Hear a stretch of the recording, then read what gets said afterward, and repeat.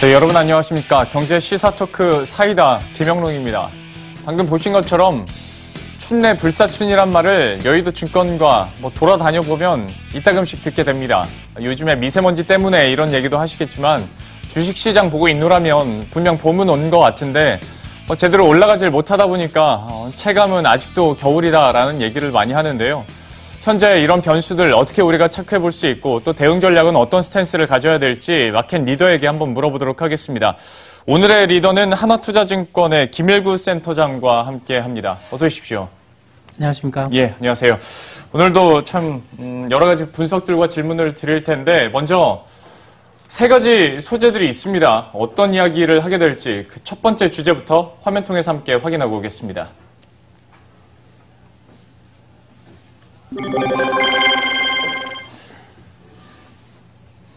예, 첫 번째는 G2에 대해서 이야기를 안 할래 안 할 수가 없습니다. 아마 어제도 그렇고요. 오늘 새벽 저희가 제 방송을 통해서도 여러 번 언급을 드렸던 건데 미중 무역 전쟁에 대해서 글쎄요.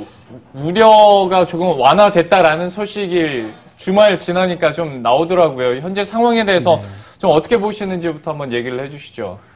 사실 미국과 중국 사이의 무역 갈등은 어제 오늘 시작된 건 아닙니다. 네.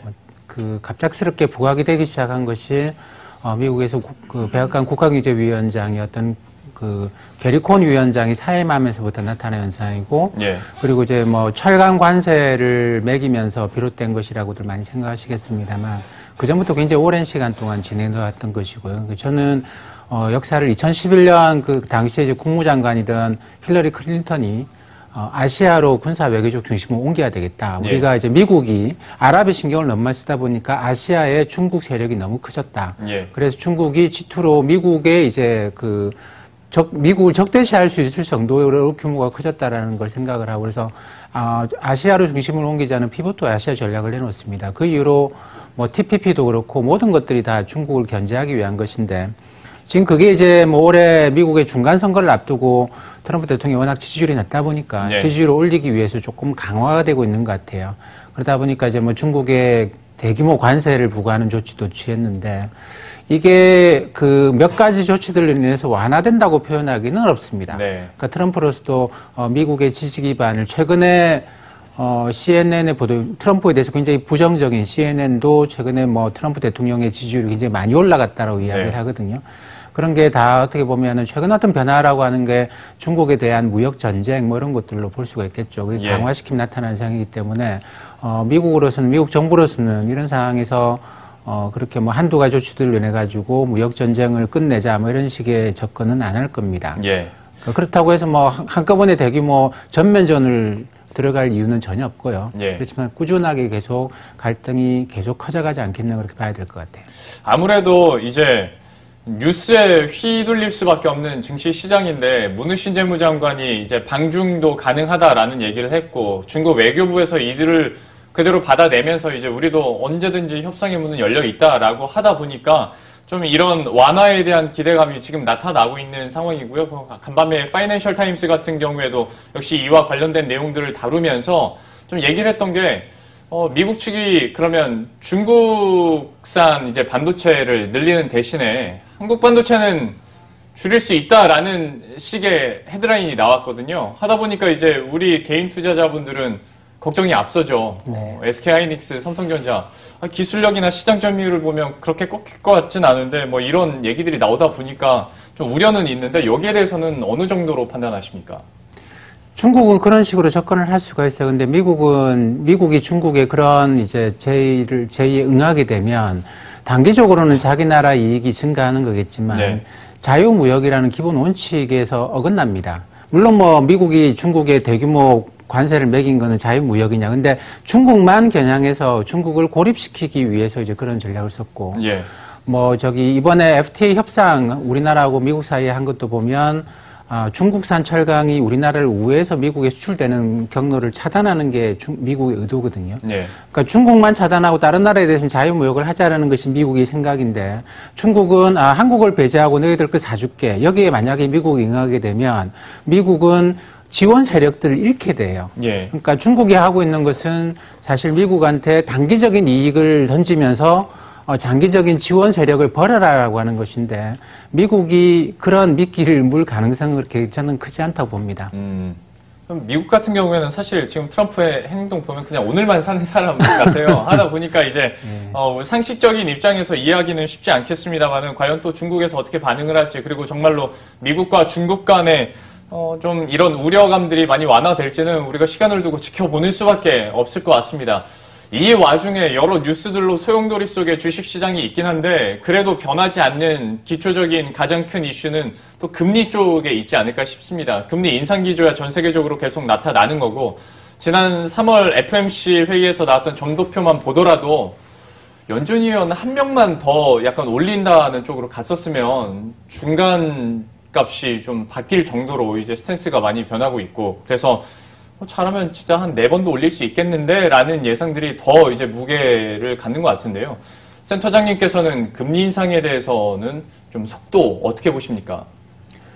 그러니까 금리 인상은 미 연준이 늘 그런 입장이었습니다만 금리를 올려서 경기가 무너지는 그런 거는 절대로 하지 않습니다. 예. 그러니까 그게 이제 인플레이션이 너무 심할 때는 금리를 올려서라도 경기를 꺾겠다라는 것인데 인플레이션이 지금 같은 정도의 상황이면 금리를 정상화하는 정도라고 봐야 되겠죠. 굳이 뭐 금리를 급격하게 올려서 그것 때문에 주식시장이 크게 부담스러워하는 상황을 만들지는 않습니다. 예. 그러면 지금 뭐 1년에 3번 올리냐 4번 올리냐라는 건데 사실 3번이든 4번이든 주식시장에서는 그게 그렇게 크게 민감한 이슈는 아니에요. 예. 근데 3번 올리든 4번 올리든 연준이 물가 이야기를 물가가 인플레이션 압력을 지금 잡지 않으면 나중에 큰 문제가 생길 수 있다. 이렇게 이야기하기 시작하면 그거는 굉장히 심각한 문제죠. 예. 그래서 사실 저는 지금 3번이냐 4번이냐라고 하는 거는 그렇게 중요한 건 아닙니다. 말씀하신 것처럼 사실 한 명만 입장을 바꿔도 그렇게 되고 지금 아직까지 FMC에서 금리 결정을 하는데 4명이 비어 있거든요. 예. 4명이 공석인데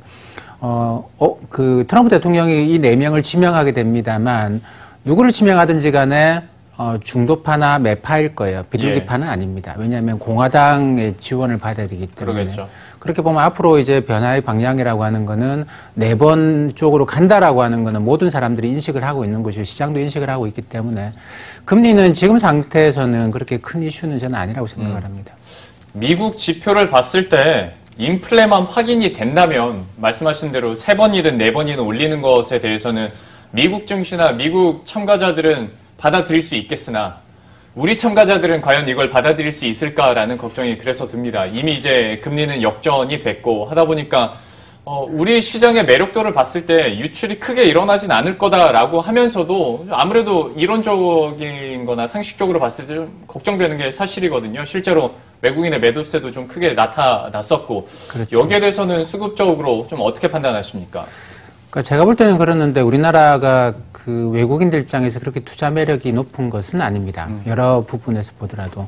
금리도 마찬가지로 투자 매력이 조금씩 떨어지고 있는 것이죠. 근데 물론, 금리의 역전이라고 이야기하는 것은 뭐 1년짜리 금리, 이렇게 좀 단기 금리인데 외국인들이 우리나라에 단기 금리를 얻기 위해서 들어오는 경우는 거의 없습니다. 예.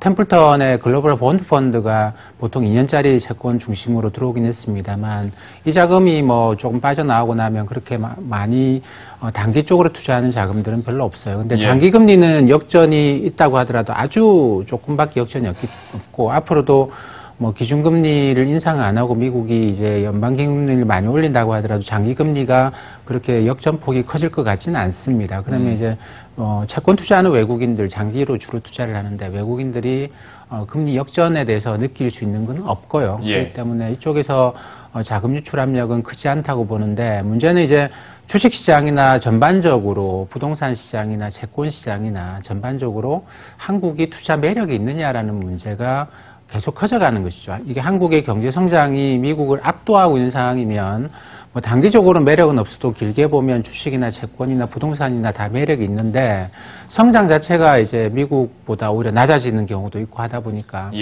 이렇게 되면 장기적으로 봤을 때 투자 매력이 있느냐라는 그런 문제가 계속 생기는 건 맞습니다. 그러면 뭐 같은 맥락에서 현재 글로벌 시장이나 경제에 대해서는 좀 어느 정도 이제 막바지에 다다랐다라는 사람들도 벌써부터 얘기를 많이 하거든요. 여기에 대해서는 좀 큰 그림에서부터 어떻게 보십니까? 그 큰 그림에서 보면 글로벌 경제는 작년 11월, 12월부터 조금씩 둔화가 되고 있는 것 같아요. 성장률이 더 이상 올라가지 못하고 성장률이 조금씩 떨어지는. 그러니까 성장이 마이너스라는 것은 아니고 여전히 플러스이긴 한데 이제 증가하는 속도가 둔화가 되고 있다는 것이죠. 그게 올해 1월 말부터 주가가 조정을 받은 가장 큰 이유라고 생각을 합니다. 뭐 금리나 무역 전쟁 이런 게 아니고 기본적으로 그 뒤에 깔려 있는 것. 사실 금리는 말씀드렸던 것처럼 이게 결코 주가의 방향을 바꿔놓지는 않습니다. 그 다음에 무역전쟁이라는 것도 해석하기에 따라 다른데 이거는 이미 오래전부터 진행되어 오던 일이에요. 그렇기 때문에 그리고 지금 갑자기 이게 불거진 것도 아니고 서로 간에 전쟁하겠다는 것도 아니고 여전히 협상할 수 있는 것들이 많기 때문에 근데 주식시장의 조정의 가장 기본적인 이유는 글로벌 경기가 작년 연말 이후로 좀 둔화되고 있다는 것인데 이게 둔화되고 있다는 건 확인되는 것이고요. 그 다음에 이제 관건은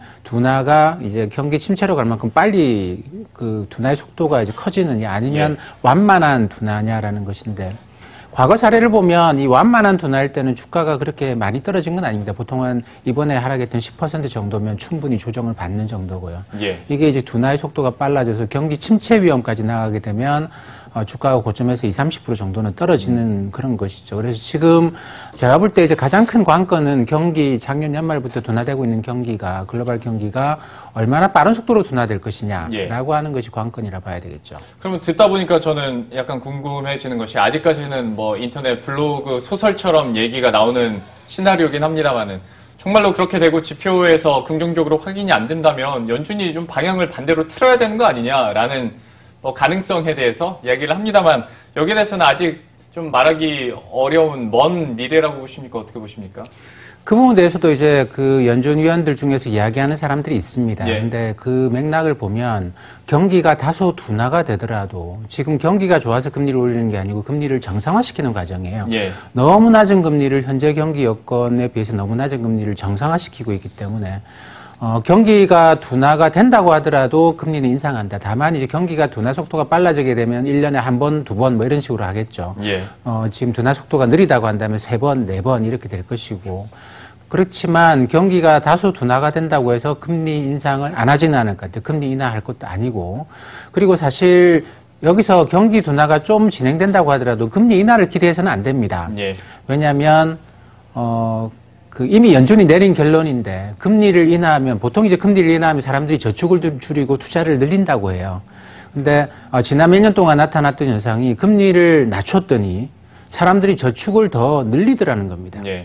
왜 금리를 낮추면 저축을 더 늘리지? 근데 젊은 사람들만 있다고 한다면 젊은 사람들 입장에서 금리가 낮으면 저축을 줄이고 투자를 늘리겠죠. 근데 이제 지금은 어떻게 보면 베이비 부모들, 은퇴를 앞두고 있거나 은퇴를 하신 분들이 대부분의 부를 갖고 있습니다. 이분들은 금리가 낮아지면 노후의 연금이 줄어들기 때문에 저축을 더 늘려버려요. 그렇기 때문에 경제를 부양시키기 위해서는 역설적이게도 금리를 올려서 이분들이 저축을 이 정도 금리면 저축을 줄이는 게 낫겠다라고 해서 소비를 늘릴 수 있도록 금리를 올리는 것이 역설적이게도 경기에는 더 플러스 효과를 줄 수 있습니다. 그렇기 때문에 경기가 둔화된다고 해서 금리를 낮출 거다 이렇게 예상해서는 저는 안 된다고 봐요.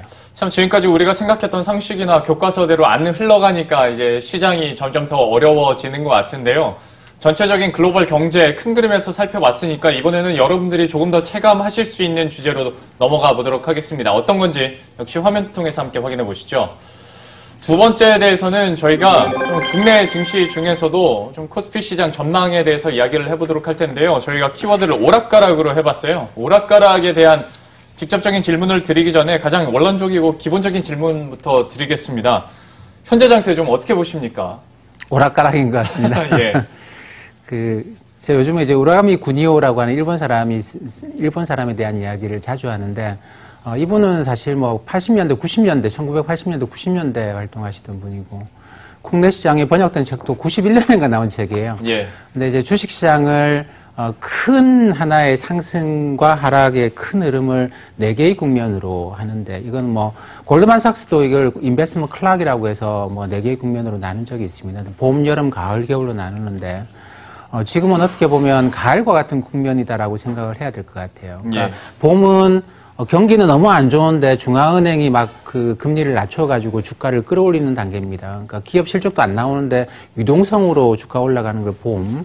그 다음에 이제 이 금융장세라고 부르죠. 그 다음에 실적장세가 옵니다. 작년에 대표적인데, 예.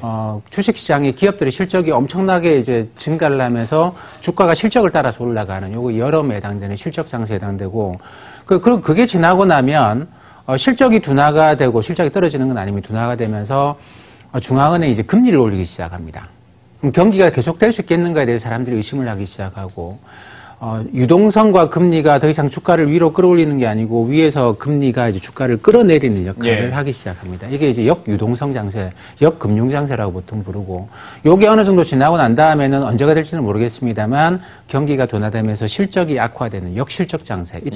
이때 이제 역금융 장세, 역실적 장세에서 주가는 올라가지 못하고 떨어지는 경향을 갖겠죠. 근데 지금은 나타나는 전형적인 패턴이 우리나라도 그렇습니다만 글로벌하게 기업 이익이 증가를 잘 못해요. 네. 뭐 미국은 좀 증가한다 그러지만 사실 작년에 달러 약세 때문에 다른 나라가 가져갈 기업 이익을 미국이 챙기는 것에 불과하다고 저는 생각을 합니다. 네. 글로벌하게 그런 현상이기 때문에 글로벌하게 기업 이익이 증가 속도가 둔화된 상황에서 금리마저도 이제 주가를 위에서 누르는 이런 작용을 하기 때문에 그렇다고 해서 이제 실적이 악화되는 상태는 아니에요. 실적이 마이너스 상태로 들어가는 건 아직까지 아니기 때문에 역실적 장세로는 들어가지 않았고 역금융 장세에서 그 전에 올라갔던 종목들이 가령 뭐 금융, 건설 이런 쪽이었으면 지금 주가가 굉장히 많이 하락했을 겁니다. 근데 이제 옛날처럼 그 세계의 트로이카 종목이라는 게 보통 건설, 금융 뭐 이런 거 아니었습니까? 근데 그런 게 올라간 게 아니고 이게 이제 제조업에서 실적을 바탕으로 올라갔기 때문에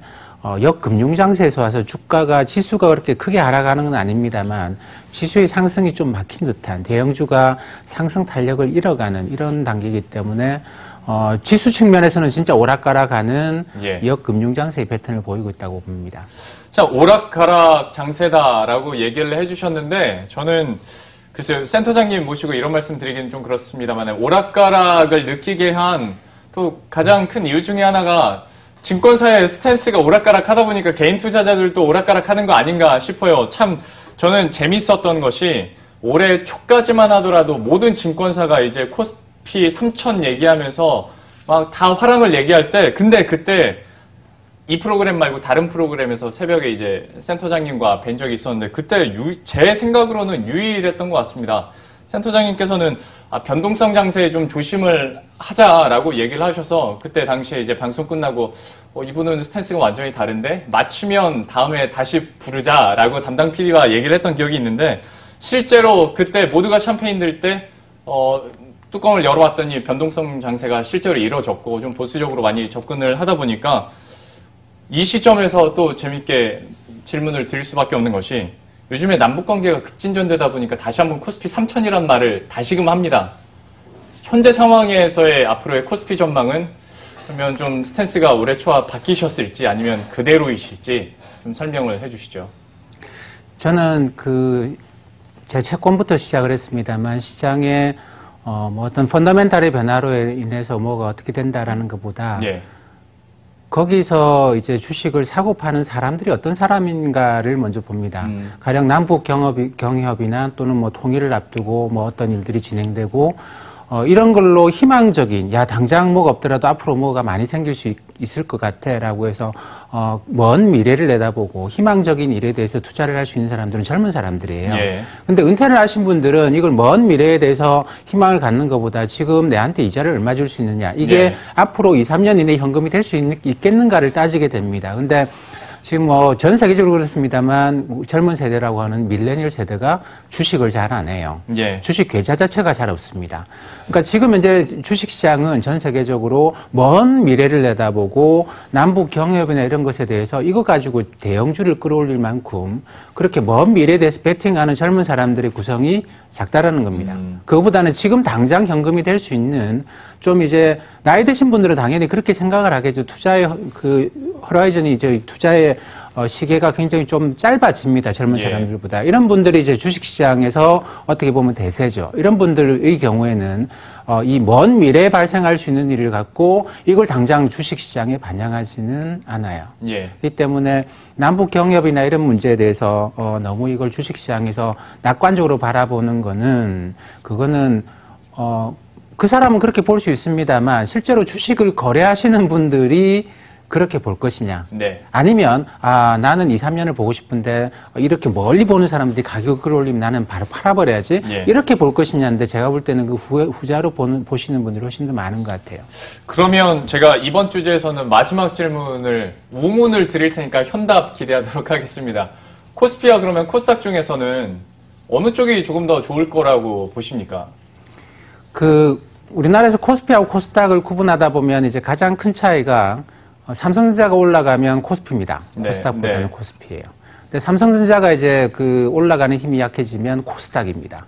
그래서 중소형 주냐, 대형 주냐도 결국은 삼성전자에 의해서 좌우가 되는 경우가 많죠. 왜냐하면 예. 삼성전자 하이닉스가 워낙 비중이 크기 때문인데, 지금 이제 어떻게 보면 글로벌 IT가 여전히 성장할 수 있는 그런 매력들을 갖고 있습니다만, 이미 작년에 너무 많이 올라간 거 아닌가라는 생각들을 다들 합니다. 그렇기 때문에, 그쪽에서 이제 상승할 수 있는 힘이 많이 둔화가 됐다고 보고, 예. 그렇게 보면 이제, 그런 관점만 놓고 보면은 저는 그렇게만 판단을 하는데, 코스피보다는 코스닥이다라고 봐야 될 것 같아요. 그러면 이제 시장 전망이 나왔으니까 바로 전략적인 측면도 한번 체크를 해보도록 하죠. 저희가 세 번째 주제로 역시 투자 전략에 대해서 준비를 해봤습니다. 역시 화면 통해서 함께 확인을 해보면 세 번째 키워드는 저희가 주도 업종에 대해서 이야기를 해봤는데 코스닥 쪽에 조금 더 긍정적으로 얘기를 해주셨으니까요. 좀 주도 업종이 어떻게 될지, 특히 정부 정책과 관련된 기대감들이 여전히 살아있기 때문에 여기에 대해서도 어떻게 보시는지 좀 전반적으로 얘기를 해주시죠. 사실 지난 몇 년 동안 우리나라 코스피가 많이 작년에 특히 그랬습니다. 근데 우리나라 코스피는 아시다시피 수출 대형주들 중심으로 되어 있습니다. 그렇기 때문에 글로벌 교육 여건이 좋을 때는 코스피가 당연히 코스닥의 상승세를 압도적으로 추월을 합니다. 예. 근데 뭐 지금 이미 나타나고 있듯이 글로벌 교육 환경은 그렇게 좋지 않아요. 가장 큰 이유는 선진국들이 더 이상 글로벌라이제이션이라고 하는 걸 하지 않는다라는 네. 겁니다. 예전에는 그러니까 80년대 중후반부터 시작됐습니다만 경제학 교과서에도 있듯이 자유무역을 하게 되면 소비자들한테 유리합니다. 네. 더 싼 물건을 사올 수 있기 때문에. 그래서 예전에는 모든 경제학 교과서가 소비자의 효용을 높이기 위해서 글로벌화를 해야 된다. 자유무역을 해야 된다라고 했어요. 근데 2008년 금융위기 이후로 전 세계가 직면한 문제가 일자리가 없다는 겁니다. 예. 젊은 사람들이 일자리가 없고 사람들이 이제 고령화가 돼가면서 은퇴를 안 하고 그러니까 일자리에 지금 지금 취업 상태에 있는 분들도 나이가 많아지고 있어요. 그러니까 젊은 사람들 일자리가 갈수록 줄어들죠. 그래서 선진국들이 방향을 바꿨습니다. 예전 같으면 오프쇼링해서 이제 공장을 해외로 보냈는데 지금은 세금 혜택까지 주면서 다시 공장을 자기 나라로 끌어들이고 있어요. 이건 미국만의 이야기는 아닙니다. 유럽도 마찬가지입니다. 예. 그런 식으로 해서 일자리 중심으로 가니까 이거는 뭐냐면 소비자의 효용이 중요한 게 아니에요. 예. 그러니까 사람들한테 일자리를 주겠다라는 것이고 재작년에 이제 미국의 대통령 선거 보면 그게 아주 극명하게 드러납니다. 그렇기 때문에 지금으로 보게 되면 글로벌하게 교육을 많이 하는 수출 대형주보다는 국내에서 고용을 창출할 수 있는 기업들에 대해서 모든 나라들이 정부 지원을 많이 해줄 겁니다. 그거는 그렇기 때문에 당연히 이제 국내 집중하는 그 내수주 좀 크진 않지만 예. 내수주에 집중할 필요가 있다고 봐야 되겠죠. 시간이 없어서 대놓고 좀 여쭤보겠습니다. 업종 얘기가 많이 안 나와서 좀 유망한 업종 몇 가지만 좀 언급만 해주시죠. 국내 경제를 끌어올려야 되고 내수라고 하면 너무나 당연하죠. 건설을 포함해서 금융, 음식료 이런 쪽이 되지 않겠는가 그렇게 보고 있습니다. 금융과 건설 그리고 내수주에 대해서 여러 가지로 얘기를 해드렸는데요. 저희가 종목에 대해서는 머니투데이 방송 전략 프로그램을 통해서 또 계속 업데이트 시켜드리도록 할 테니까요. 또 함께 하시면 투자 전략도 계속 업데이트 시켜드릴 수 있을 것 같습니다. 오늘 전반적인 글로벌과 국내 증시 전망에 대해서는 하나투자증권의 김일구 리서치센터장과 함께 알아봤습니다. 오늘 말씀 고맙습니다. 감사합니다. 네, 이렇게 마켓 리더에게 현재 증시 전망에 대해서 함께 알아봤고요. 현재 들어오고 있는 새로운 뉴스들은 어떤 것들이 있는지 이슈 파노라마 통해서 함께 확인하고 오겠습니다.